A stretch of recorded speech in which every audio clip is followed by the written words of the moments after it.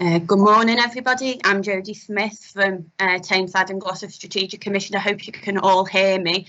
Unfortunately, my camera is not working today, so although I am dressed in my best attire, you can't see, unfortunately, but never mind. So I'm here today to present on our Partnership Engagement Network, and my colleagues, Tracy and Colm, who are integral in delivering this piece of work, are also on the call with us today. So our Partnership Engagement Network is our integrated approach to engaging with patients and service users. As I said, I'm from Tameside and Glossop Strategic Commission, which is the Council and CCG are now a joint organisation and have been since back in 2016. And alongside our Integrated Care NHS Foundation Trust, our local hospital, we've come together to form this integrated approach to engagement and consultation. So we believe that the strongest public services come from bringing together the views of those who benefit from the services and those who deliver them. And our vision locally is very much one of a person-centred approach. So we want local people to be at the heart of local decision making. And what we aim to do is have conversations with our service users, patients, members of the public as soon as possible, so that we can really have a co-produced set of services in place. As you can see on the slide, it's our primary vehicle of strategic engagement, not just with members of the public and patients, but also our third sector, stakeholders and other patients and partners as well. And we hope that by putting people at the heart of decision making, that creates a sense of shared ownership, and that together we can collectively own the issues that face our local communities. Next slide, please. So on the next slide, this is effectively the system, what PEN looks like. I appreciate there's a lot going on, but hopefully you'll have a chance to look at the slides afterwards. So the columns on the left and right hand side of the screen are those people who are involved in PEN. So on the right, we've got our public and patients and the networks that represent public and patients. On the left hand side, we've got some of the more formal stakeholders who are involved. So elected members from the council, partners such as police and fire and rescue service, and some of our public more formal arrangements such as Health Watch, Action Together, who are our local VSE umbrella organisation. And really it just shows that by coming together through PEN, that's how we feed local views and information up into the strategic and decision making forum. And what it really is good for doing is reaching across all sectors. So we're trying to prevent working in silos. It's really about that integrated approach. And we found that has been really meaningful, hopefully, for commissioners and providers, having that ready-made audience of patients and public reps available. They really want to get involved and talk about pieces of work they're working on with our local residents and patients, which is really good.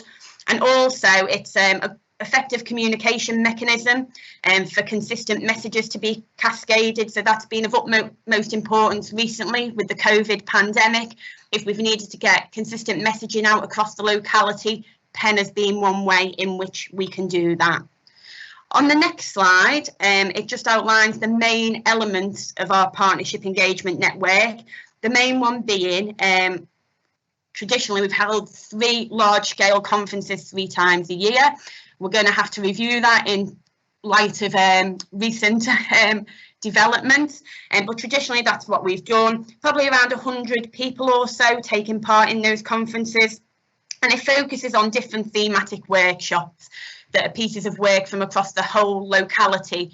Because the council are also involved, it also means that it's not always directly health related, although the projects often do relate to the wider determinants of health.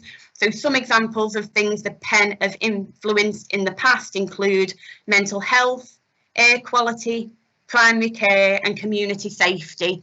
And reports are made available after every conference so that people who can't attend the conferences know what's taken place. We always have more detailed discussion in that take the form of forums, so they can happen as and when. It says 3 times a year on the slide, but if we need to take a look at more distinct pieces of work, we can do that on an ad hoc basis. And some examples of pieces of work where we've had to do that more deep dive, detailed discussion is around palliative and end of life care, Macmillan Cancer Services, and also developing our age-friendly strategy across Tameside. And then we also have the PEN family, which is our ever-growing database of PEN family members, because we like to use the terminology PEN family because we're all in the family together. The people who are on our database or part of the PEN family receive monthly emails about pieces of work that are taking place across Tameside and Glossop on a monthly basis, and also opportunities for them to engage and have their say on pieces of work at a regional and national level as well. So we're really trying to focus on wider pieces of work other than those in the locality. If we go on the next slide, in 2018, the first Tameside and Glossop engagement strategy was developed, and that was very much driven and orchestrated by the PEN members themselves. So that's patients and service users taking the initiative and the foresight and the drive to put the engagement strategy in place. On the next slide, it sets out the vision and objectives and some of the key principles that are included within the strategy.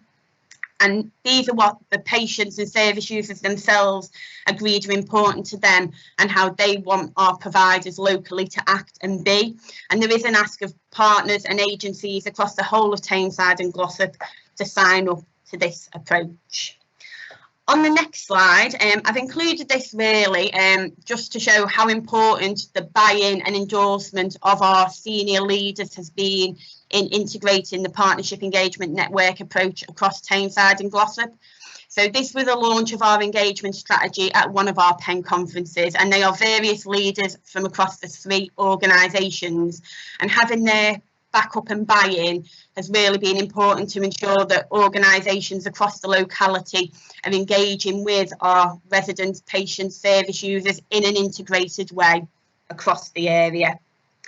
Our next slide just details some of the key figures relating to PEN. So we've held 8 conferences to date with over 570 people in attendance, and we've supported over 125 projects at a local, regional and national level. So that's really positive in terms of showing how our local residents can have their say on pieces of work through this local forum. What's positive for us is that 9 in 10 participants have said that they find the approach good or very good. We've now got 400 people on our contact database and groups, and what we are trying to ensure we always do is to make it as representative as possible. So we want to encourage as many groups as possible from different protected characteristics to get involved so they can have their say or have their say on behalf of representatives of their communities.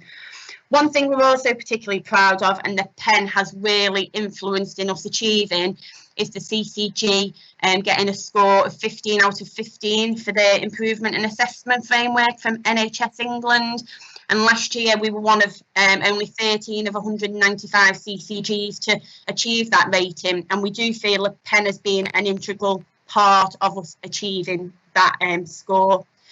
We've also had to slightly relook at how we're doing things lately. As I said, we've held these large-scale conferences. So during the COVID-19 pandemic, we've had 4 virtual engagement sessions and also a virtual session with Bespoke for young people to understand what the impact of COVID has been on them and how we can build that into local recovery plans. On the next slide is just some key pieces of work that our PEN members have directly influenced. So you can see at the top there that their views have influenced a £1 million new investment for mental health in Tameside and Glossop, which is great, and also some of the more non-health directly influenced pieces of work, so the homelessness strategy, for example. And next slide is just some feedback that we've received to date. So I'll let you have a little look through that. But we're really proud that people are finding it encouraging and inspiring. But we can't be complacent, and we need to ensure that PEN still delivers for patients and service users in the current climate. So on the final slide, and with that in mind, we'll look into the future and what that might bring, looking at how we can best deliver PEN moving forward. That details some examples, but what we do know is that PEN is going to continue to be a part of our integrated journey in Tameside and Glossop.